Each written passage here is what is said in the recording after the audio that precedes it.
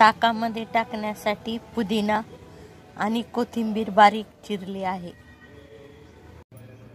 आप्पे करण्यासाठी मिक्स डाळ 1 वाटी घेतली आहे। ही अशी मिक्स डाळ आणि ह्या दह्याचं आता ताक करायचं आहे। ह्यात मिरची वाटून टाकायची, मीठ काळं मीठ टाकलं आहे, कूटही टाकायचं।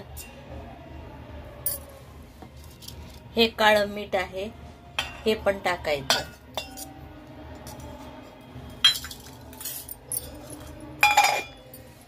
ताक केल्यानंतर पुदिना आणि कोथिंबीरीचे पाने टाकायचे।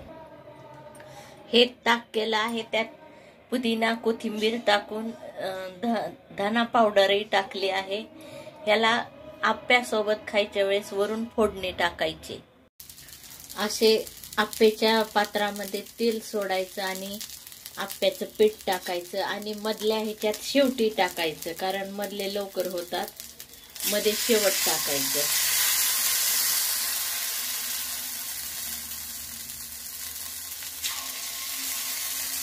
थोड्या वेळाने बाजू उलटून पालथे घालायचे।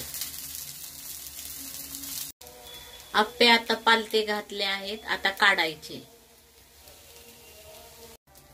आता दुसरा घाना घातला आहे, ह्यावर हे ताट असे पालथे झाकायचे।